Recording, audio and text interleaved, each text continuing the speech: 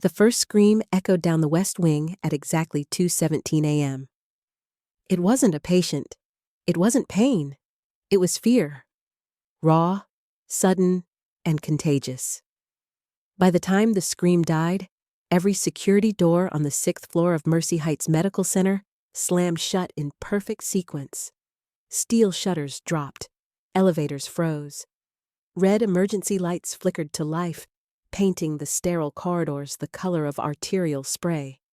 And the woman standing at the medication cart, her hand frozen mid-reach over a barcode scanner, wasn't afraid. She was calculating. Her name was Naomi Cole, and for 4 years, the doctors, nurses, and patients of Mercy Heights thought they knew her. They thought she was timid. They thought she was forgettable. They thought she was just another night shift nurse who kept her head down and her mouth shut. They were catastrophically wrong. When 6 men in tailored suits stepped off the private elevator with guns drawn and a dying crime lord in a wheelchair, they thought they controlled the situation. They thought they were the apex predators. They didn't know they'd just locked themselves in a cage with the woman who'd been hunting their boss for 7 years. This is the story of how the most invisible woman in the hospital became the most dangerous. This is the story of the night a Korean Mafia empire fell at the hands of someone they never saw coming. This is the story of Naomi Cole. The scene setting. It was a Thursday in late October, the kind of autumn night in Chicago when the wind off Lake Michigan cuts through concrete and glass alike. Rain hadn't started yet, but the air tasted of it. Heavy, electric, waiting. On the 6th floor of Mercy Heights Medical Center, critical care and infectious disease, the fluorescent lights hummed their eternal monotonous song. The smell of antiseptic mixed with the faint metallic tang of medical equipment and the ghost of cafeteria coffee from 3 floors down. It was 1:47 a.m., the dead zone, the graveyard shift. Naomi Cole stood at the medication cart outside room 608, the blue glow of the computer screen reflecting in her dark, expressionless eyes. To anyone watching, and no one ever was, Naomi was a study in invisibility. She was 36, with natural hair pulled back into a simple, practical bun. She moved with a careful economy of motion, shoulders slightly hunched, as if trying to occupy as little space as possible. She wore no jewelry except a plain digital watch. Her scrubs were always perfectly pressed, but somehow looked lived in. She spoke in barely more than a whisper. She never joined the break room gossip. She never complained about her patient load. She was a ghost in navy blue. "I swear she doesn't even blink," whispered Marcus Chen, a 24-year-old nurse doing his first year on nights, scrolling through Instagram at the nurse's station 20 feet away. "I asked her yesterday what she was doing for the weekend, and she said, laundry and meal prep." Like, word for word, who talks like that? Dr. Rachel Okonkwo, the attending physician on call, didn't look up from her tablet. She was reviewing labs on a sepsis patient, her 3rd critical case of the night, running on 4 hours of sleep and cold brew. "As long as she charts correctly and doesn't make errors, Marcus, I genuinely don't care if she's secretly a robot. Actually, that would explain a lot." Dr. Okonkwo was brilliant, overworked, and had the emotional bandwidth of a teaspoon at this hour. She didn't notice things about people like Naomi Cole. She didn't notice that while Naomi shuffled when she walked, her footsteps made no sound. She didn't notice that when a crash cart alarm went off 2 floors down last week, Naomi had pivoted toward the sound and mentally mapped response routes before anyone else registered the noise. She didn't notice the thin, surgical scars that ran across Naomi's knuckles, hidden beneath the purple nitrile gloves she always wore. Naomi typed her notes with mechanical precision. Patient 612 stable. Vitals WNL. No change in neurological status. Drip maintained. She wasn't bored. She was vigilant. Old instincts didn't die. They just learned to wear scrubs. The hidden truth. 7 years ago, Naomi Cole wasn't checking IV bags at 2 a.m. She was a financial crimes analyst embedded with Interpol's Hospital Laundering Task Force, a joint operation tracking a sophisticated network that used medical facilities across 3 continents to wash money for organized crime. Fake patients, fake deaths, real bodies, enormous profits. The operation had been surgical, brilliant, nearly invisible, until Naomi's team got close.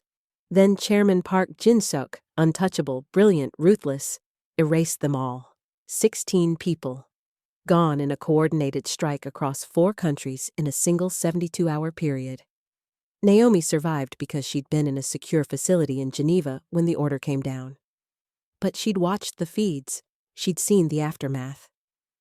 She'd attended virtual funerals for colleagues whose bodies were never recovered. Park thought he'd killed the investigation. He didn't know he'd created something far more dangerous. A woman with nothing left to lose and everything to learn. Naomi disappeared into nursing school, new name, new country, new identity, but not a new purpose. When an American financial auditor named John Matthews barely escaped assassination after uncovering Park's latest laundering route, Naomi did the only thing that made sense. She hid him in the one place Park would never suspect, a hospital owned by his own shell corporation. The interrupted moment. "Hey, Naomi?" Marcus called from the desk. "Can you run these discharge papers down to pharmacy? Night window closes in 10 and I'm drowning in charting." Naomi looked up, her face carefully blank. "Of course." She stood smoothly, no wasted movement, and took the folder. Her forearms flexed slightly as she gripped the clipboard, revealing lean muscle that seemed incongruous with her shuffling demeanor, before she let her shoulders slump forward again, hiding her frame. She walked down the long corridor toward the service elevators, her soft-soled shoes silent on the linoleum. The storm outside was building now, thunder rolling in from the lake, rain beginning to hammer against the reinforced windows. That's when she heard it. Not a sound that belonged in a hospital. Not a monitor alarm or a ventilator cycling or a meal cart rattling. It was the distinctive snick-clack of a firearm safety being released. Professional, controlled, deliberate. Naomi stopped mid-stride. The shuffle vanished. Her spine straightened. Her weight shifted to the balls of her feet. Her eyes cut toward the emergency exit to her left, the supply closet to her right, the distance to the nurse's station behind her. She didn't breathe. Ding.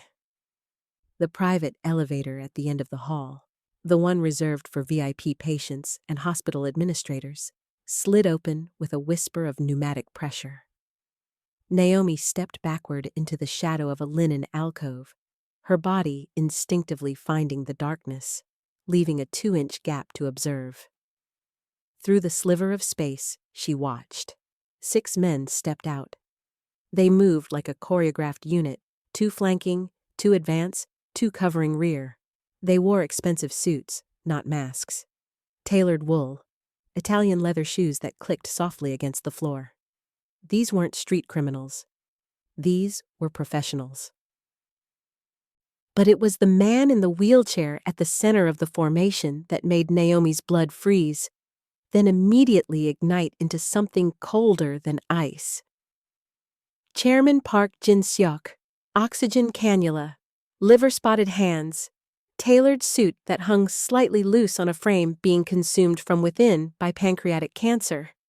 But the eyes, sharp, calculating, utterly ruthless, were exactly as she remembered from the surveillance photos she'd studied for 7 years. The wolf who'd killed her team had just walked into her hospital. And he had no idea that the prey he'd been hunting was standing 15 feet away, wearing scrubs and holding discharge papers, watching him with the patience of someone who'd been waiting for exactly this moment. Naomi touched her watch. 2:17 a.m. She had no phone, no weapon, no backup, but she had something Park didn't. She had knowledge. She had training. She had 4 years of mapping every exit, every oxygen line, every security protocol, every blind spot in this building. And she had rage that had been aging like wine, waiting for the cork to be pulled. The scene at the nurses' station erupted in controlled chaos. One of Park's men fired a single shot into the ceiling, a statement, not a threat. "Remain where you are." Park's voice carried down the corridor, soft but absolute. "This floor now belongs to me." Dr. Okonkwo's voice shaking. "What do you want?" Marcus crying, "Please, I just—" Park. "Silence. I want room 612. I want John Matthews, and I want him awake." Naomi's jaw tightened. The private elevator doors slid closed behind Park's team with a soft hiss. The lights above flickered once. Then the security lockdown initiated. Steel barriers dropped over stairwell doors. Elevator override engaged. Emergency protocols activated. But Naomi knew something Park didn't. She'd spent 4 years learning every override code, every back door, every failsafe in this system. Because 7 years ago, she'd learned what happened when you weren't prepared. She'd learned what happened when you underestimated your enemy. And she'd sworn, on the graves of 16 colleagues, that she would never make those mistakes again. Naomi Cole stepped out of the shadows. The shuffle was gone. The hunched shoulders were gone. What remained was something Park Jin-seok had spent 7 years believing he'd killed. A ghost with a purpose. And tonight, the reckoning 7 years in the making was about to begin. Hello, my friends. Thanks for joining me on this fascinating story. Before we continue, please kindly help subscribe to the channel, like the video and comment where you are watching from and what time it's at your end. Now let's continue with our story. Chairman Park Jin-seok was dying. Everyone in the room could see it, the yellow tint beneath his skin, the oxygen cannula feeding his nostrils, the way his hands trembled slightly against the armrests of his wheelchair. Pancreatic cancer, stage 4, metastatic. 6 months at best, according to the oncologists he'd already outlived by 2 years through sheer stubbornness and experimental treatments, purchased through shell companies in Switzerland. But dying men who'd built empires from hospital beds didn't surrender their thrones quietly. "Dr. Okonkwo?" Park said, his voice soft but carrying absolute authority down the corridor. "Please instruct your staff to remain calm. Violence is inefficient. I prefer cooperation." He spoke English with a Seoul private school accent, each word precisely chosen. The gun his lead security officer had fired into the ceiling was already holstered. The message had been delivered. Dr. Okonkwo stood behind the nurse's station, her hands raised at shoulder height, her tablet still clutched in white-knuckled fingers. Marcus Chen had his hands on his head, tears streaming down his face, his breathing rapid and shallow. Textbook panic response. "What do you want?" Okonkwo managed, her voice steadier than her hands. Park's wheelchair hummed forward, electric motor whisper quiet. His men flanked him in practiced formation. 2 forward, 2 covering angles, 2 holding the elevator access behind them. 6 months ago, Park said conversationally, as if discussing weather, Mercy Heights Medical Center faced a rather significant financial crisis. Malpractice settlements, failed expansion, poor investment choices. The board was desperate. He paused, letting the information settle. "I purchased 60% of your hospital's debt through a network of holding companies. Perfectly legal. Perfectly documented. Tonight, I am exercising my contractual right to access medical facilities I essentially own." Okonkwo's face went from terror to comprehension to something worse, the realization that screaming wouldn't help because technically Legally, Park had a claim. You can't just lock down. I can, Park interrupted gently. Review your security protocols. Override codes were transferred to my legal team 3 weeks ago. Your fire suppression systems, elevator controls, door locks, all respond to authorization codes now registered to Park Holdings, LLC, a Delaware corporation, I should mention.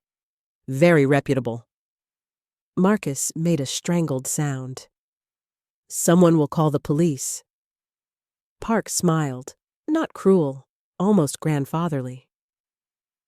Cell service on this floor has been jammed by equipment installed during last month's electrical maintenance. Landlines have been rerouted. Security personnel received authorization documents 40 minutes ago, instructing them that the 6th floor is undergoing a private medical emergency drill. They have been told to remain at their posts and prevent entry. They believe they are following hospital policy. The elegance of it was suffocating. He hadn't broken in. He'd purchased his way inside. He hadn't disabled security. He'd become security. Help, Park continued in that same reasonable tone, is not coming, because officially nothing wrong is happening. You are simply providing care to a priority patient. Me. Naomi stood near the medication cart, 20 feet from the nurse's station, partially obscured by the corridor's angle. Her hands were at her sides. Her posture was submissive, shoulders rolled forward, head slightly bowed. Every line of her body language screamed non-threat, not important, ignore me. Park's gaze swept across her for exactly half a second. Dismissed, a night nurse, staff. Background noise in navy blue scrubs, not worth acknowledging beyond confirming she wasn't a threat. He didn't see the way her eyes tracked his men's positions. He didn't notice her left hand resting against her thigh in a pattern. Thumb, index, middle, ring, pinky. A tactical counting exercise she'd learned in Geneva to maintain calm under pressure. He didn't register that she'd shifted her weight to place herself in the blind spot between 2 of his security officers. Continue your duties, Park said, his voice carrying but not directed at her specifically. I don't punish obedience. Naomi nodded once, slowly, and lowered her eyes. Good, she thought. Keep dismissing me. Her mind was already working, cataloging, building the schematic she'd need. Elevator override, accessible from maintenance panel, 3rd floor mechanical room. Requires master bypass, probably in Park's possession now. Alternate route, service elevator, 2 floors down, independent circuit. Oxygen system, centralized manifold, west utility room. 6 high-pressure tanks feeding all rooms. Valves can be manually controlled. Rupture risk if overpressurized. Fire suppression, halon system, 6th floor only, due to critical care equipment. Activation requires 2-stage authorization or manual emergency break glass stations at 3 locations. Station 1, 20 feet behind Park's position. Station 2, near room 6112. Station 3, my current location, partially visible from. I am here, Park announced, addressing the entire floor now, his voice echoing down the corridors where patients were beginning to emerge from rooms, confused and frightened. For one patient. The silence that followed was absolute. Even the monitors seemed to hold their breath. Room 612, Park said. The man registered as John Matthews. Non-responsive, comatose, no listed family or insurance, a ghost in your system. Dr. Okonkwo's confusion was genuine. I don't understand. He's been here for months. He's awake, Park interrupted. Or he will be once proper motivation is applied. And he's going to tell me where he hid the documentation that could dismantle everything I've built. Marcus whispered, What documentation? Park's smile disappeared. Financial records, transfer logs, shell company structures spanning 14 countries and 42 medical facilities. Information that, in the wrong hands, could collapse an empire worth $11 billion and send 200 people to prison. He leaned forward slightly in his wheelchair, his yellowed eyes suddenly sharp as broken glass. John Matthews stole my legacy. Tonight, I'm taking it back. Naomi's fingers stopped their counting pattern. Her eyes lifted just enough to fix on room 612, 30 feet down the corridor. The room where she'd been administering carefully calibrated sedation for 4 months, keeping him alive, keeping him hidden, keeping him silent. The room where the man who'd risked everything to expose Park's network lay breathing through a ventilator, protected only by privacy protocols and a nurse no one ever looked at twice. Park's wheelchair turned toward that room like a compass finding north. "Shall we?" he said. The door to room 612 had been closed for 17 hours. No family visits because there was no family. No physicians beyond the required daily check because John Matthews, if that was even his real name, was medically stable, if you could call a vegetative state stability. No insurance authorizations because he'd been admitted through emergency indigent care and somehow never transferred out. The hospital had better things to worry about than one more ghost patient taking up a bed. Everyone except Naomi. She'd kept him alive for 127 days. Fed nutrients through his peg tube at precise intervals. Rotated him every 4 hours to prevent pressure ulcers. Monitored his intracranial pressure. Adjusted his sedation drip with pharmacological precision that wasn't in any nursing textbook. She'd also falsified his charts, changed dosage times, altered consciousness assessments, made sure that every doctor who glanced at his file saw exactly what she needed them to see: a tragic case, brain damage from cardiac arrest, prognosis hopeless, family non-existent, insurance depleted. A patient no one would fight to save. A patient no one would think to look for. Park's wheelchair stopped outside room 612. One of his men, 30s, ex-military posture, shoulder holster visible beneath his tailored jacket, pushed the door open. The room was dim. Monitors beeped their steady rhythm. The ventilator hissed and clicked. Mechanical lungs breathing for lungs that had forgotten how. John Matthews lay motionless in the bed. He was 43, though he looked older. Brown hair gone gray at the temples, face slack, expressionless. Arms resting at his sides, wrists showing the faint circular marks of old restraints. Not from this hospital. From somewhere before. Somewhere Naomi had found him bleeding out in a Belgrade hotel room with a punctured lung and a USB drive duct-taped to his chest. That was 4 months and a lifetime ago. Park rolled forward until his wheelchair stopped at the bedside. He studied Matthews with the clinical detachment of someone evaluating livestock. Persistent vegetative state, Park read from the chart clipped to the foot of the bed. Minimal brain activity, responding only to painful stimuli. Prognosis, poor. He looked up at Dr. Okonkwo, who'd been forced to accompany them. "This is what your hospital calls compassionate care?" "He has no one," Okonkwo said quietly. "We do what we can." Park's expression didn't change. "He has something far more valuable than family, doctor. He has information, and we're going to wake him up and extract it." Marcus, standing near the door with a security officer's hand on his shoulder, made a small sound of protest. "You can't just... He's been comatose for months. Forced extubation could kill him."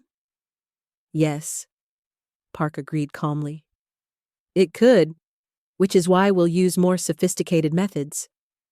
He gestured to another of his men, who produced a leather medical case from the duffel bag he'd been carrying. Inside, syringes, pharmaceutical vials, a portable ultrasound device. "Flumazenil," Park said, lifting one vial. Naloxone, doxapram. A rather aggressive pharmacological cocktail designed to override sedation and stimulate consciousness, illegal in most medical contexts. Quite effective nonetheless. Naomi stood just inside the doorway. Her hands were clasped in front of her. Her breathing was even. Her face showed nothing, but inside, calculations were accelerating.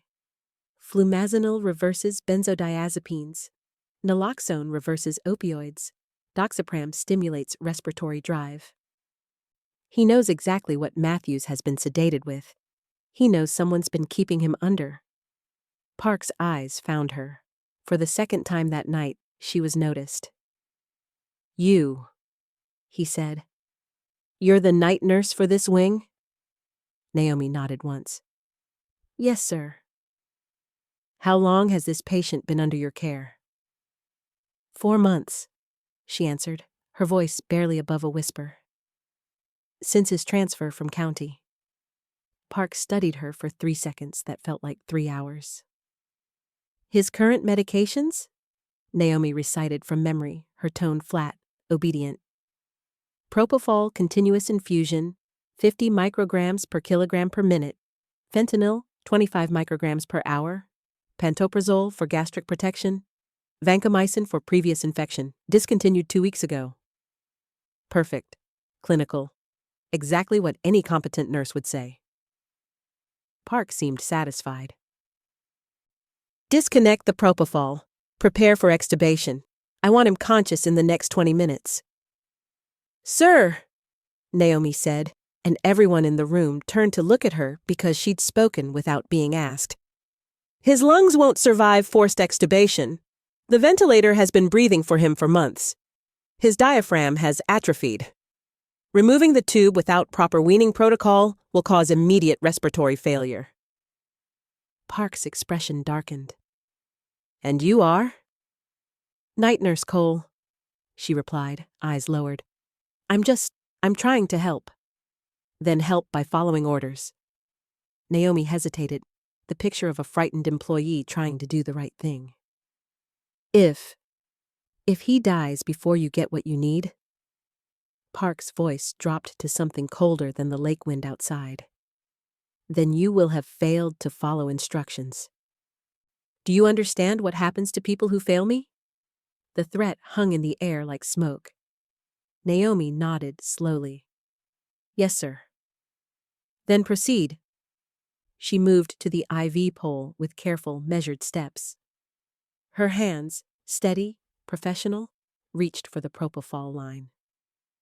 Dr. Okonkwo watched, helpless. Marcus looked away. Park's men stood ready, weapons visible now, no longer pretending this was anything but what it was. Naomi's fingers found the roller clamp on the propofol drip.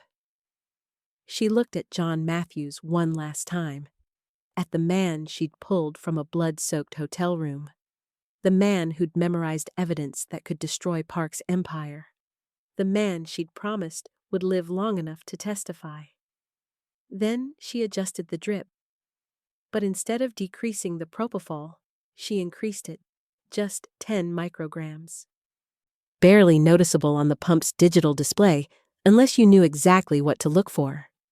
Enough to deepen sedation instead of lightening it. Enough to make the reversal agents Park planned to use less effective, slower to act, more dangerous to attempt. Enough to buy time. Her hand moved to the oxygen flow meter next and cranked it up 2 liters per minute above normal. The room's saturation sensors would ping within 90 seconds. Protocol required investigation. It would create confusion, distraction, a window. "Done," Naomi said softly, stepping back. Park rolled closer to the bed, watching Matthew's face for any sign of consciousness. The monitors beeped steadily. The ventilator hissed.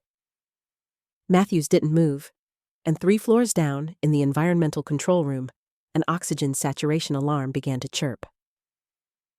The alarm started as a whisper, a single electronic chirp from the environmental monitoring panel in the mechanical room 3 floors below. Within seconds, it escalated to a steady pulse, then a wail. Oxygen saturation, critical. Room 612, 6th floor. Park's head snapped up. What is that? Dr. Okonkwo looked confused. Environmental alarm, oxygen levels. The overhead sprinkler system gave a metallic clunk as pressurized lines primed. Not releasing yet, but ready. Fire protocol entering stage 1 activation.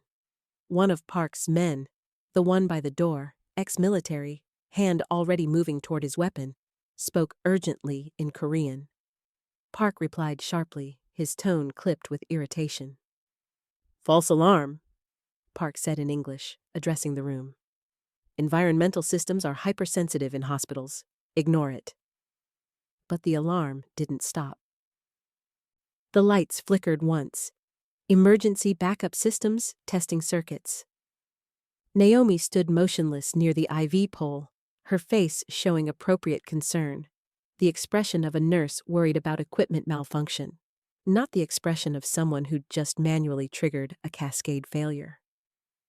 Park's second guard, positioned near Matthew's bed, pulled a radio from his jacket. Control, this is 6 North. We have environmental alerts. Confirm building status. Static. The radio crackled with interference, not because of the alarm, but because Naomi had increased the oxygen flow enough to create electromagnetic interference with the poorly shielded communication equipment Park's team had installed during their maintenance visit last month. She'd read the installation report. She knew their equipment specs. She knew their weaknesses. Control, respond, the guard repeated, voice tighter now, more static. Park's jaw tightened. Lee, go check the mechanical room. Shut down that alarm manually. Lee, the ex-military guard by the door, nodded and stepped into the corridor. He made it 4 steps before his knees buckled. No gunshot, no scream. Just a soft, confused grunt as he dropped face first onto the linoleum, his radio clattering away. Everyone froze. Lee? Park's voice was sharp. The guard didn't move. His chest rose and fell, breathing, not dead, but completely unconscious. The second guard, the one who'd been trying the radio, rushed toward his colleague. He took 3 steps before he slowed. 4 steps before his eyes went unfocused. 5 steps before he collapsed in a graceless heap, his weapon sliding across the floor. Dr. Okonkwo made a strangled sound. What's happening? Marcus backed against the wall, his breathing rapid and shallow. Are they dead? Oh God, are they? Sedated, Naomi said quietly. Every head turned toward her. She stood exactly where she'd been, hands still at her sides, posture unchanged. But something in her voice had shifted. Calm, clinical. The tone of someone delivering a diagnosis, not a guess. Park's remaining guards, 4 of them, raised their weapons. Explain, Park said, his voice deadly soft. Naomi gestured toward the crash cart in the corner, her movement slow and deliberate, non-threatening. When I adjusted the oxygen flow, I also aerosolized sevoflurane from the anesthesia supply. It's heavier than air. Concentrates near floor level. Your men were breathing it without realizing. She paused, then added, almost apologetically, the alarm was a distraction. You were all watching the ceiling. No one noticed the vapor. Park's face went absolutely still. Sevoflurane requires specific delivery mechanisms, Dr. Okonkwo said, her voice shaking. You can't just, you can, Naomi interrupted gently. If you understand partial pressure dynamics and have access to a crash cart's emergency anesthesia supply. It's not efficient, but in a closed room with poor ventilation, it works. One of Park's remaining guards, young, maybe 25, clearly rattled, started backing toward the door. Naomi's hand moved to her pocket. I wouldn't. The guard froze. She pulled out a syringe, not threatening, just showing. Rocuronium, paralytic agent, Stops voluntary muscle control in approximately 8 seconds. I have 4 more in the medication cart outside. Nurses have access to the entire pharmacological arsenal of a major hospital. We just don't usually weaponize it. The guard's finger twitched on his trigger. If you fire, Naomi continued in that same eerily calm voice, you'll rupture the oxygen lines behind me. This floor's oxygen is at 40% saturation right now. A spark will turn this wing into a crematorium. You'll die. Your employer will die. Everyone will die. The guard looked at Park. Park was staring at Naomi with an expression she recognized from surveillance photos. The look he gave people right before he had them erased. But underneath the fury was something else. Recognition. The shuffle, Park said slowly. The hunched shoulders, the whisper. All of it was performance. Naomi didn't respond. Park's hands gripped his wheelchair armrests. You've been planning this. Waiting for me. How long? 4 months, Naomi replied. Since I hid John Matthews in your own hospital. The room went silent except for the alarm's steady pulse. Park's remaining guards tensed, but he raised one trembling hand. Stop. Who are you? He asked. Naomi finally met his eyes directly. No more lowered gaze, no more submission. Geneva, she said simply. 7 years ago? Financial Crimes Task Force. You killed 16 people to stop an investigation. Park's face showed nothing, but his breathing changed, shallow, rapid. You missed one, Naomi continued. She learned to disappear, learned to wait, learned to become someone no one would ever notice. She took one step forward. Park's guards raised their weapons. You brought your empire into my hospital, Naomi said. You locked us in together. And you forgot the first rule of warfare. Never trap yourself in a room with someone who's been studying you for 7 years. The oxygen alarm screamed louder. Emergency lights began strobing. Park's eyes narrowed to slits. You are not what you pretend to be, he said, each word precise and cold. Naomi smiled. Small, dangerous, real. Neither, she replied. Were you? Then she pulled the fire alarm. 7 years ago, Naomi Cole didn't exist. The woman who had become her was named Naomi Ashford. Financial crimes analyst, grade 12, International Financial Task Force, embedded investigator specializing in healthcare sector money laundering. She was 30 years old and one of 16 people who understood how modern organized crime had stopped using suitcases full of cash and started using hospital beds. The scheme was elegant in its brutality. Criminal organizations would create shell companies that owned stakes in struggling hospitals across 3 continents. They'd admit fake patients, complete medical histories, fabricated insurance claims, real beds taking up real space. The patients would die after expensive treatments that never happened. Death certificates would be filed. Insurance payouts would be processed. Money would be cleaned at a 40% conversion rate. $40 billion over 8 years. And at the center of it all was Chairman Park Jin-seok. He didn't invent the system, but he perfected it. Seoul to Prague, to Nairobi, to Detroit.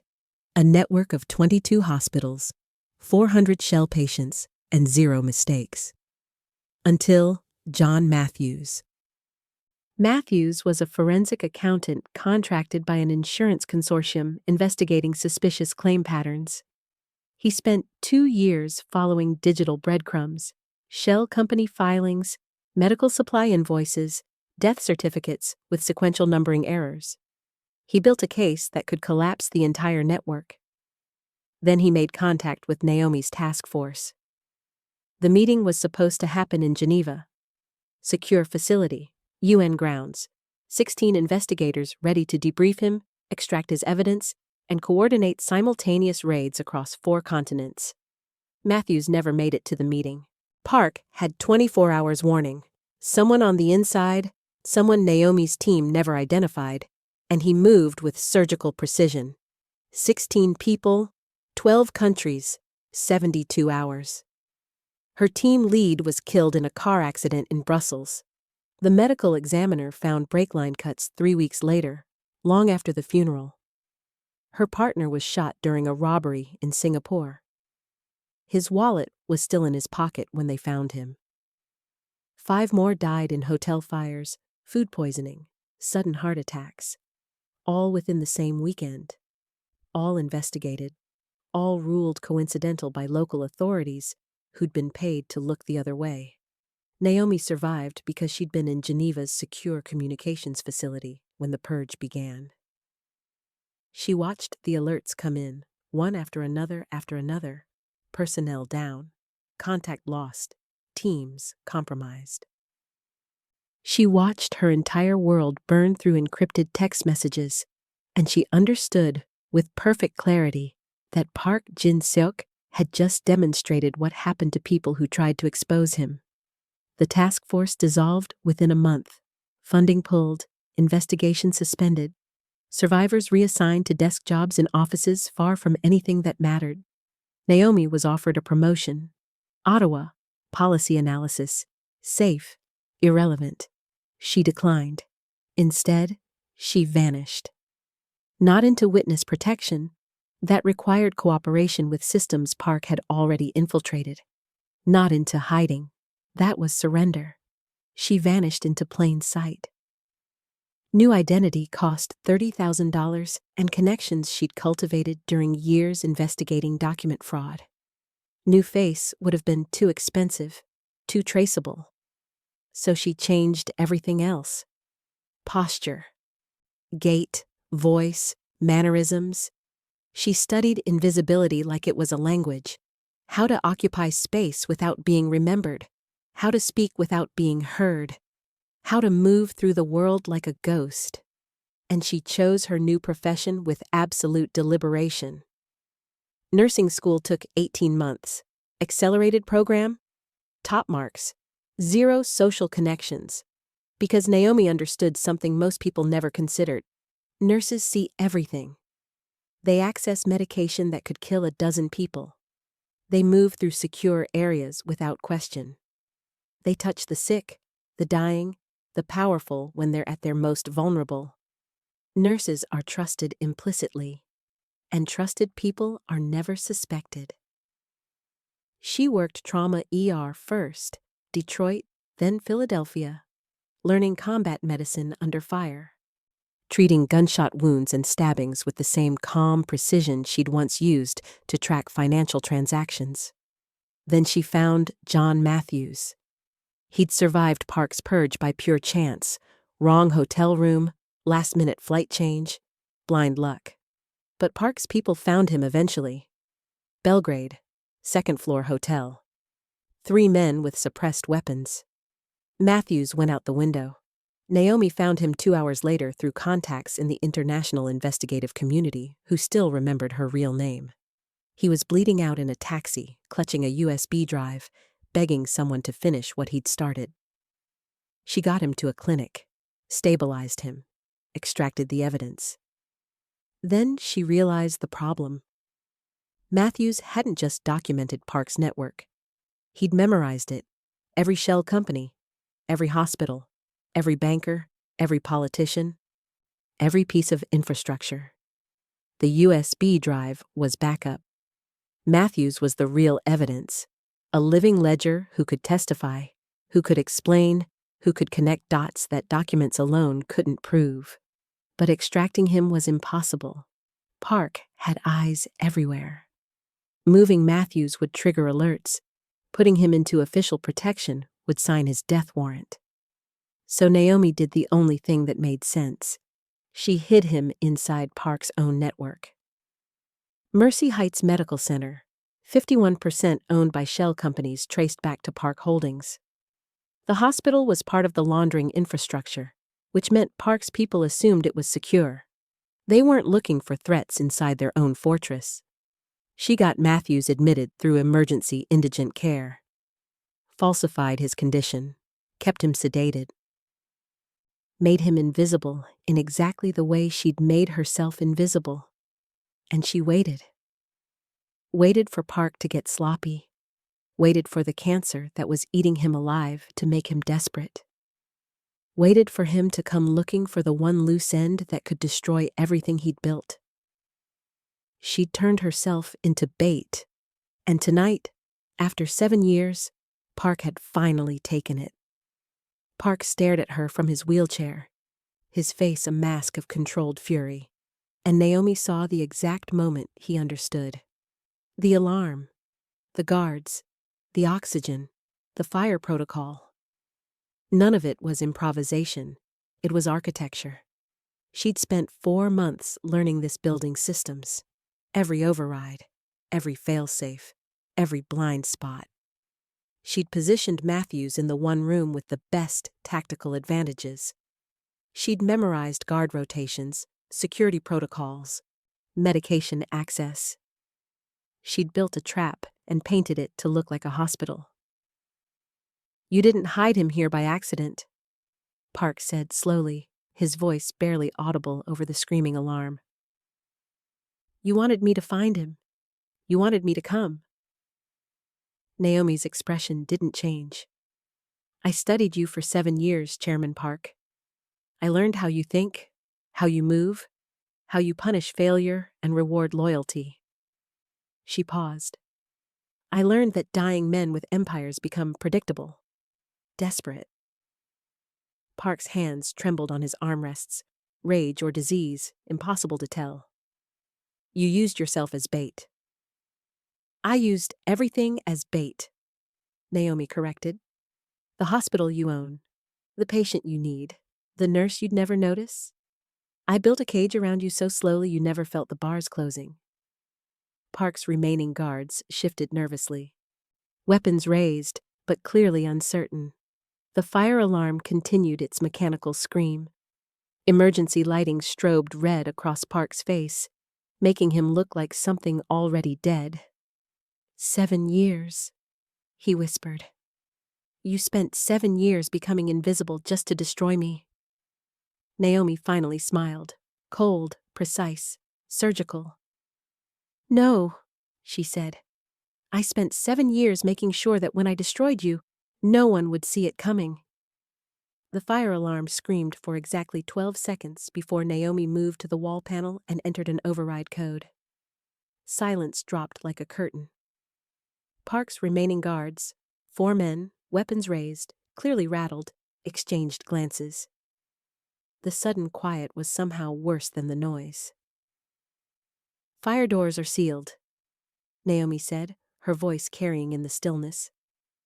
"This wing is now isolated, stairwells locked. Elevators on emergency override. The only way out is through authorization codes that were transferred to Park Holdings 3 weeks ago." She looked directly at Park. "Codes I copied during last month's system maintenance check." Park's jaw tightened. "You've trapped us." "No," Naomi corrected. "I've controlled the variables. There's a difference." She moved to the wall-mounted oxygen regulator and adjusted a valve. Somewhere in the walls, pressure systems responded. The ventilation changed pitch, subtle, but noticeable if you were listening. "This floor's environmental systems are now running at 35% oxygen saturation," she continued, her tone clinical, educational. "Breathable, but not optimal. Your men are already feeling it. Slight dizziness, reduced reaction time, impaired decision-making." One of Park's guards did look slightly pale. He shifted his weight, weapon wavering. "In 15 minutes, Naomi said. "I can drop it to 30%. Confusion, nausea, loss of motor control. In 30 minutes, you'll all be unconscious." Park's hands gripped his armrests. "You'll die too." "I've been breathing it for 4 minutes already," Naomi replied. "I know what it feels like. You don't. Advantage matters." Dr. Okonkwo, pressed against the wall near Marcus, spoke in a shaking voice. "Naomi, please, there are patients on this floor. Surgical recoveries. Elderly. You can't." Patients in closed rooms with independent oxygen supplies. Naomi interrupted gently. I checked. They're safer than we are. Park's expression shifted, calculation replacing fury. He raised one trembling hand. Bring Dr. Okonkwo here, he ordered. 2 guards grabbed her. She screamed as they dragged her forward, forcing her to her knees beside Park's wheelchair. Park pulled a compact pistol from beneath the blanket on his lap, small caliber, but lethal at close range, and pressed it against Okonkwo's temple. Now, Park said softly, restore normal oxygen levels, or I demonstrate what happens when patience meets pragmatism. Marcus sobbed. Please, just do what he says. Naomi didn't move. Her eyes locked on Park's. No fear, no hesitation. You won't shoot her, Naomi said. Park's finger tightened on the trigger. You're gambling with her life. I'm calculating probabilities, Naomi corrected. You need leverage. Dead hostages provide none. Injured hostages create medical emergencies I can exploit. You're a strategist, Chairman Park. You don't waste assets. Park's hand trembled. Disease, not fear. You think you know me. I've studied every decision you've made for 7 years. I know exactly how you think. Then you know, Park said, his voice dropping to something deadly, that I've already won. Naomi's expression flickered, the first crack in her certainty. Park smiled, thin and cruel. You think you're the only one who planned ahead? You think I walked into this hospital without contingencies? He gestured with his free hand. One of his guards produced a tablet showing a schematic. Mercy Heights Medical Center, 6th floor highlighted, 5 red dots positioned at strategic load-bearing points. Semtex, Park said. Military grade, installed during our maintenance visits. Enough to collapse this entire wing into the parking structure below. The air seemed to thicken. You're bluffing, Naomi said, but her voice had lost its certainty. Am I? Park's smile widened. I'm dying, Miss Ashford. What do I have to lose? If I can't have Matthews, if I can't protect my empire, then I'll bury it all. The evidence, the witnesses, you. He tilted his head, studying her like a specimen. You spent 7 years learning patience. I spent 50 years learning that power is about being willing to burn everything down rather than surrender. Naomi's mind raced, calculating, searching for the angle, the weakness, the lie in his threat. But Park's eyes held absolute conviction. The detonator is biometric, he continued. My pulse. If my heart stops, natural causes or otherwise, the charges activate automatically. If I don't send a reset signal every 10 minutes, they activate. If this building's power is cut, they activate. He pressed the gun harder against Okonkwo's head. The doctor whimpered. So here's your choice, Miss Ashford. You can kill me. You can disable my men. You can control your precious hospital systems. But the moment you win, we all die. Naomi's hands curled into fists at her sides. 7 years of planning, 4 months of positioning, every variable calculated, every contingency mapped. And Park had just introduced chaos she hadn't anticipated. Mutually assured destruction, she said quietly. The foundation of every empire, Park agreed. You thought you were hunting me, but I've been building failsafes since before you learned to disappear. The oxygen-depleted air made thinking harder. Naomi could feel it, the slight fog, the delayed reactions. Park was right. Power wasn't about control. It was about being willing to destroy everything rather than lose. Restore the oxygen, Park ordered. Disable whatever clever traps you've set. And then, you're going to wake Matthews and extract what I need. And if I refuse? Park cocked the pistol. Then Dr. Okonkwo dies. Then that crying nurse dies. Then patients die, one every 5 minutes, until you comply, or until I decide we should all burn together. Silence stretched between them. Two predators locked in a standoff neither had fully predicted. Naomi had spent 7 years becoming invisible to strike from shadows. Park had spent 50 years ensuring that even in defeat, he'd take his enemies with him. You can't win, Park said softly. You never could, because winning requires surviving. And I stopped caring about survival the day I got my diagnosis. His finger rested on the trigger. His other hand held the tablet showing 5 blinking red dots. Choose, Ms. Ashford, oxygen, compliance, or we paint these walls with everyone's blood and collapse this building into rubble. Naomi's jaw tightened. 7 years, 16 dead colleagues, 1 chance to make it matter, and a dying man who'd just proven he was willing to take an entire hospital with him.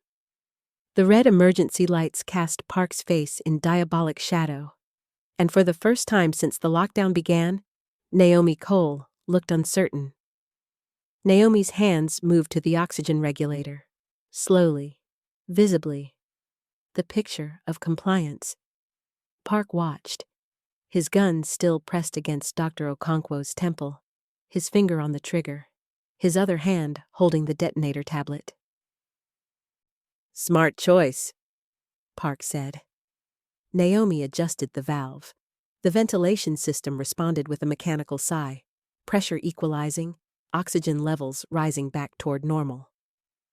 Park's guards visibly relaxed. One lowered his weapon slightly.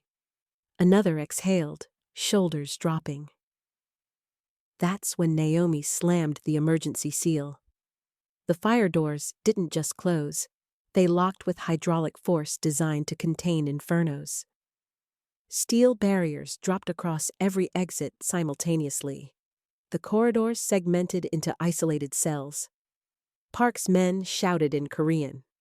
One fired, a panicked shot that ricocheted off reinforced steel and shattered a window, rain suddenly hammering through the gap. But they were already separated. 2 guards trapped in the corridor outside room 6112. One in the nurse's station, one by the utility room. Park and his remaining man sealed inside the patient room with Naomi, Okonkwo, Marcus, and Matthews. What did you do? Park's voice was steel. Fire protocol, Naomi said calmly. Automated containment. Sections the floor to prevent spread. She'd triggered it from the oxygen panel, a redundant control most people didn't know existed. You just trapped yourself with me? Park snarled.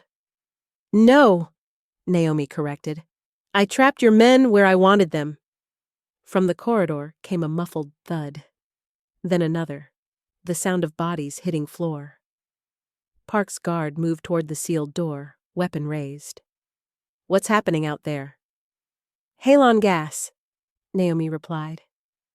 Fire suppression system for medical equipment floors. Inert, non-toxic, but it displaces oxygen completely. Your men have about 45 seconds of consciousness left. She'd activated it remotely when she'd adjusted the oxygen regulator. 2 commands that looked like one. The guard spun toward her, raising his rifle. Naomi was faster. She grabbed the crash cart's defibrillator paddles. Already charged, she'd prepared them hours ago during routine maintenance, and slammed them against the guard's Kevlar vest. The shock wasn't enough to stop his heart. Just enough to disrupt his nervous system. He convulsed and dropped, weapon clattering away. Park fired. The bullet missed Naomi by inches, punching through the IV pole behind her. She dove sideways, grabbed the fallen rifle, and kicked it across the room toward Dr. Okonkwo. Get Marcus and run, Naomi shouted. Okonkwo hesitated 1 second, then grabbed Marcus and bolted for the bathroom, the only room with a door that still locked. Park fired again. This time, Naomi wasn't fast enough. The bullet caught her left shoulder, not center mass, but enough. Hot metal and torn flesh. She gasped, stumbled, her vision blurring with pain. Park tried to fire a third time. The gun clicked empty. He'd loaded 7 rounds. He'd used them all. 2 into the ceiling earlier, 5 just now. Miscalculation. Desperation. Naomi straightened, blood soaking her scrubs, her right hand pressed against the wound. "You're dying," Park said, his voice shaking now. Not fear, disease, the tremor in his hands getting worse. "Even if you win, you're bleeding out." "Shoulder wound," Naomi replied through gritted teeth. "Missed the brachial artery. I've got 30 minutes before it matters." She took a step forward. Park's hand went to the detonator tablet. "Another step, and I activate—" Naomi moved, not toward Park, toward Matthew's bed. She grabbed the IV pole and swung it with her good arm, smashing the tablet from Park's trembling grip. It skittered across the floor. Park lunged from his wheelchair, surprisingly fast for a dying man, but his legs couldn't support him. He collapsed, crawling toward the tablet, his oxygen cannula ripping free, his breathing immediately labored. Naomi reached it first. She held it up, looking at the screen. 5 red dots. Countdown timer, 8 minutes 23 seconds until automatic detonation. Reset button pulsing. "Biometric scanner," Park gasped from the floor, his face gray, lips blue. "Requires my thumbprint. You can't stop it." Naomi looked at him, at his trembling hands, at his failing body. "You're right," she said. "I can't." She knelt beside him, tablet in hand. "But you can." Park's eyes widened. "I'll never—" "Your empire is over, Chairman Park. Matthews is alive. I documented everything. Federal agents have been receiving encrypted files from me for 4 months. Every shell company, every transaction, every hospital in your network." Park's breathing was ragged now, each inhale a battle. "You're lying." "I'm a financial crimes analyst," Naomi said. "I build cases. I don't improvise." She pulled a phone from her pocket, not hers, one she'd planted in the supply room weeks ago, and showed him the screen. Sent messages, timestamps, confirmation receipts from DOJ, Interpol, Seoul prosecutors. "I didn't need to wake Matthews," she continued. "I just needed you to come here, to lock yourself in your own hospital, to prove you were desperate enough to take hostages." Park's face twisted. "Then why—" "Because I wanted you to know," Naomi said, her voice cold as winter. "I wanted you to understand that the woman you dismissed, the nurse you never noticed, was the one who dismantled everything you built. 7 minutes on the detonator." Park coughed, wet, choking. Blood flecked his lips. "Reset it," Naomi said. "Save the hostages. Save the patients. Or die knowing you murdered 100 innocent people because you couldn't accept defeat." "You think I care?" Park wheezed. "No," Naomi replied. "But I think you're a strategist, and strategists don't make pointless gestures." She pressed the tablet closer. "Your empire is already gone. Your network is already burned. But how you're remembered, villain or monster, that's still your choice." Park stared at her, at the blood soaking her shoulder, at her unwavering eyes. 6 minutes. His hand trembled toward the tablet. "You win," he whispered. "You always win in the end, patient people." His thumb touched the scanner. The countdown stopped. Reset confirmed. Park's hand dropped. His breathing slowed. His eyes closed. Not dead. Just defeated. Naomi stood, tablet secured, shoulders screaming with pain. Through the shattered window, through the rain and the chaos and the smoke from the halon gas dissipating in the corridors, she heard them. Sirens. Not hospital security. Not Park's people. Real sirens. Federal vehicles. Interpol. Media trucks. The perimeter Park had controlled had just been breached by the cavalry Naomi had called 4 months ago. Authorities who'd been waiting for her signal, for proof, for the moment when Park would be trapped with no escape route. She'd built this trap with patience. And patience had won. By 7 a.m., Mercy Heights Medical Center looked like a federal compound. FBI, Interpol, Department of Justice, Seoul National Police liaison officers, agents in windbreakers moving through corridors with the systematic precision of people who'd been preparing for this moment for months. They had been. Every encrypted file Naomi had sent over 4 months, shell company documentation, transaction records, hospital ownership chains, testimony summaries, had been verified, cross-referenced, and built into simultaneous warrants across 14 countries. 22 hospitals raided, 63 arrests, 400 shell patients documented, $40 billion in laundering routes exposed. Chairman Park Jin-seok was secured on a stretcher by 7:23 a.m., oxygen mask replacing the cannula. Wrists zip-tied despite his inability to resist. 2 federal marshals flanked him. Extradition paperwork was already being processed. He'd be in Seoul by evening, in a prison hospital by midnight, dead within months. But he'd die in a cell, not an empire. John Matthews was transferred to a secure medical facility at 8:15 a.m., still sedated, still intubated, but surrounded by agents who understood he was evidence, not just a patient. Within weeks, once stable, he'd begin the debriefings that would take down the remaining infrastructure Park had built. Dr. Okonkwo and Marcus Chen were treated for shock and released by 9 a.m. Okonkwo would take a month's leave. Marcus would transfer to day shift and eventually switch to pediatrics, where no one carried guns. Naomi Cole was treated for her gunshot wound in the same emergency room where she'd once worked trauma rotations. The bullet had missed bone, missed major vessels. Through and through, clean, manageable. 15 stitches, antibiotics, sling, orders to rest. She was discharged by 10:30 a.m. 3 federal agents were waiting to escort her to debriefing. 1 Interpol investigator wanted her statement. 2 DOJ prosecutors needed her testimony for grand jury proceedings. And 7 news crews were camped outside the hospital entrance, cameras ready, wanting to tell the story of the night nurse who took down an international crime syndicate. Naomi looked at the agents. "I'll send written statements," she said quietly. "Through counsel. You have everything you need." The lead agent, mid-40s, tired eyes, someone who'd probably been coordinating this takedown for months, studied her face. "You're the key witness. We need you to testify." "Matthews can testify. The documents speak for themselves.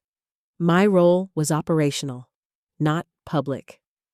"You're a hero," another agent said, almost pleading. "People should know what you did." Naomi's expression didn't change. "People knowing defeats the purpose of how I did it." She'd spent 7 years becoming invisible. She wasn't about to become famous. The Interpol investigator stepped forward. Older, European accent, someone who'd probably known colleagues Naomi had lost in Geneva. "We'd like to offer you a position. Consultant, embedded operations. Your skill set is—" "No," Naomi interrupted gently. "Thank you, but no." "Then what will you do?" Naomi adjusted her sling. "Rest, heal, decide what comes next." She walked past them, through the hospital's side exit where no cameras waited, and disappeared into the gray Chicago morning like she'd never been there at all. The hospital administrators held a press conference at noon. Mercy Heights Medical Center would undergo complete financial restructuring. All debt owned by Park Holdings would be dissolved through federal asset seizures. New board, new leadership, new protocols to prevent institutional infiltration. Dr. Okonkwo would be promoted to Chief of Critical Care. Night shift nursing would receive hazard bonuses and trauma counseling. and the 6th floor would be closed for renovation for 6 months. No one mentioned Naomi Cole by name. At the federal prosecutor's request, her identity was protected. Sealed documents, classified testimony. Security protocols usually reserved for undercover operatives, because even in victory, invisibility was her armor. The network collapsed slowly, then all at once. Seoul prosecutors indicted 47 individuals within 2 weeks. 3 cabinet ministers resigned. 2 banking executives were arrested at airport terminals trying to flee to jurisdictions without extradition treaties. Prague, Nairobi, Detroit, Singapore, Warsaw. Hospitals were investigated. Shell companies dissolved. Accounts frozen. The infrastructure Park had built over 3 decades crumbled in under a month. International financial crime analysts would study the case for years.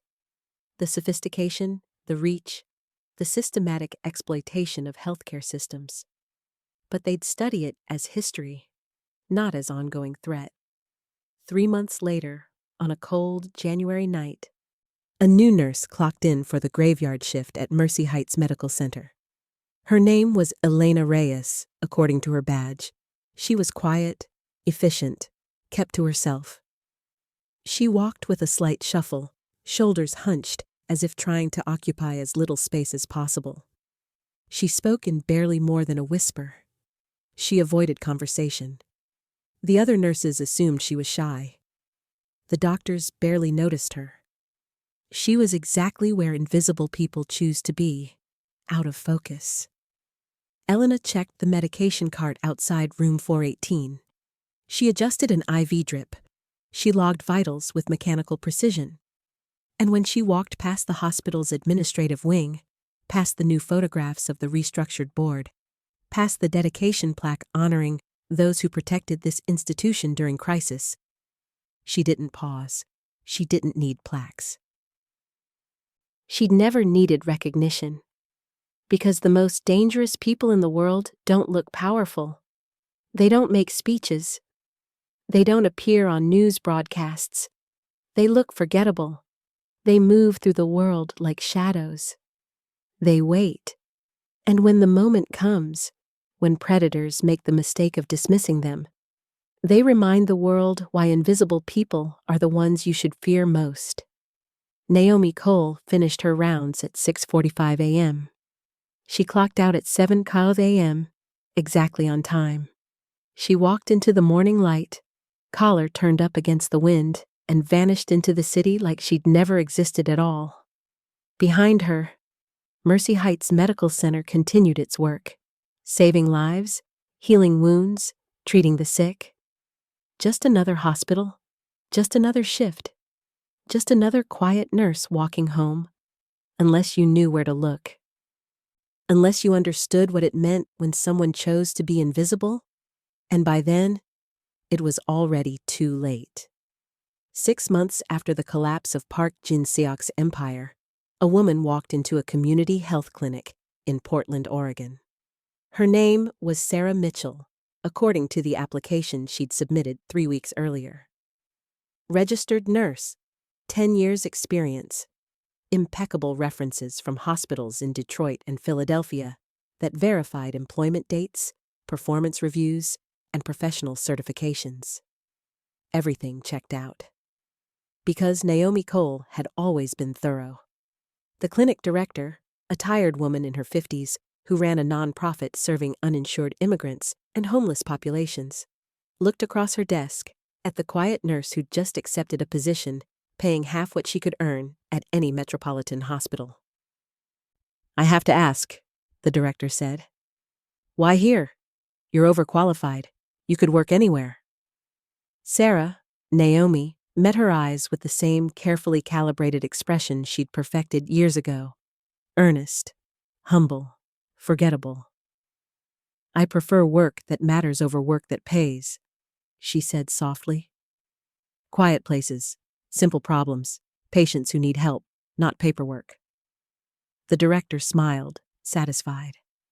Another idealistic nurse burning out from corporate medicine, seeking meaning in community care.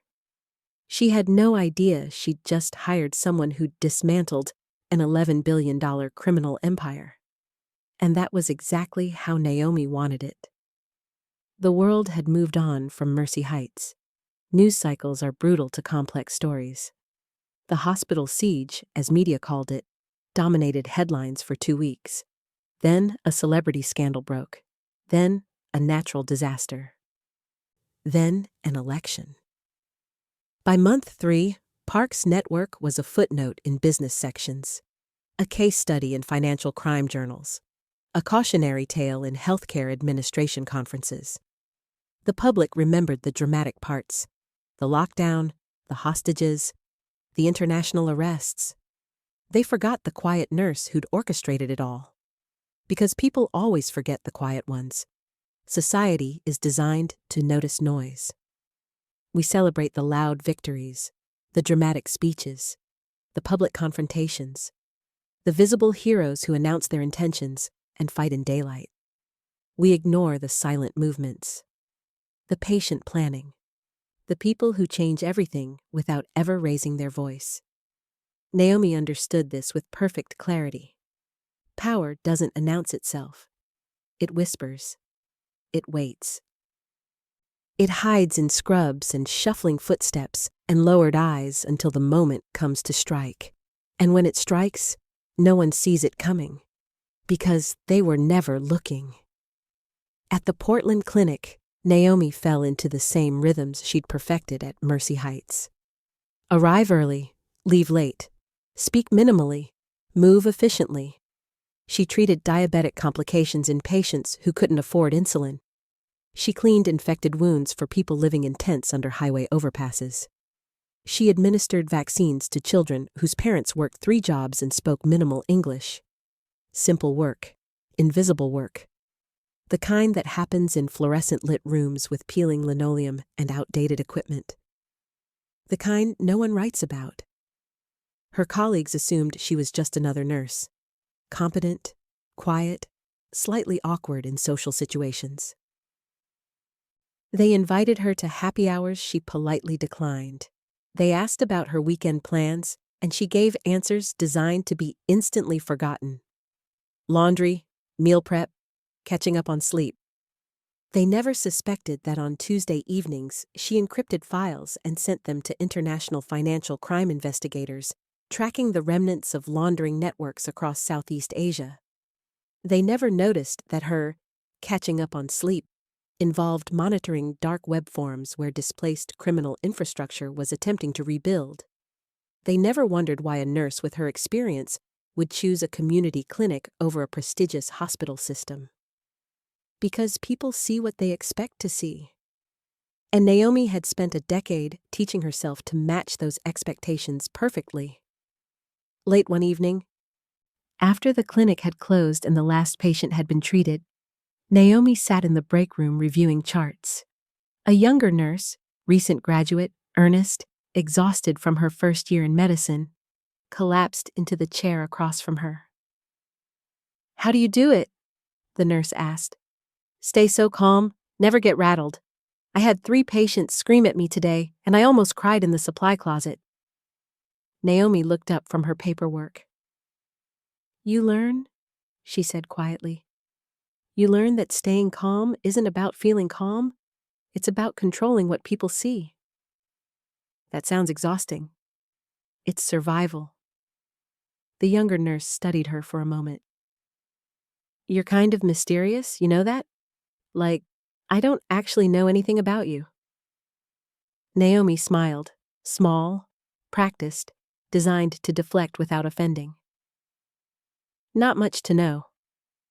"I'm boring." "Nobody's boring." "I am," Naomi replied. "Intentionally." She returned to her charts, and the conversation ended. The young nurse would forget this exchange within days, because that's what happens to interactions with people who master invisibility. They slip through memory like water through fingers. The truth that Naomi had learned, that she'd weaponized against Park Jin-seok, is this: society trains us to fear the wrong things. We fear the loud threats, the obvious dangers, the people who announce their power and wield it visibly. We don't fear the quiet woman restocking medications at 2 a.m. We don't fear the nurse who never complains, never gossips, never draws attention. We don't fear people who've learned to be forgotten, but we should. Because the most dangerous person in any room isn't the one making threats. It's the one you dismissed without a second thought. The one who understood that invisibility isn't weakness, it's strategy. The one who waited 7 years to strike because patience is the ultimate weapon. The one you never saw coming. Naomi finished her shift at midnight. She walked through Portland's empty streets, collar turned against the autumn rain. Just another tired healthcare worker heading home. No one noticed her. No one ever did. And somewhere across the world, in 14 countries where Park's empire had once operated, federal investigators continued building cases from the evidence she'd provided. Somewhere in Seoul, prosecutors prepared trials that would reshape international financial crime enforcement. Somewhere in Geneva, a memorial stood for 16 investigators who died trying to expose a system one woman had finally dismantled. But Naomi's name appeared on none of it, because heroes who need recognition aren't really doing the work for the right reasons, and warriors who need visibility have already lost. Real power doesn't announce itself. It simply acts, then disappears. Naomi unlocked her apartment, modest, sparse, temporary like everything in her life had been for 7 years. She made tea. She reviewed notes. She prepared for tomorrow's shift. And if you'd asked her neighbors about the quiet nurse in 4B, they'd struggle to remember her face. Exactly as intended. Because the world will always overlook quiet people. Right until the moment those quiet people decide to stop being overlooked. And by then, it's already too late. The end. The most dangerous person you'll ever meet won't announce themselves. They'll shuffle past you in scrubs, eyes lowered, shoulders hunched. They'll speak in whispers and occupy minimal space. They'll be so forgettable, you'll forget them before the conversation ends. And years later, when their work reshapes the world, you'll realize you never saw them coming. Because you were never looking. Thanks so much, my dear friends, for enjoying this beautiful story till this end. If you've not subscribed, kindly subscribe now to be notified when we drop our next story. Also, like the video and comment where you are watching from and what time it's at your end. Thank you.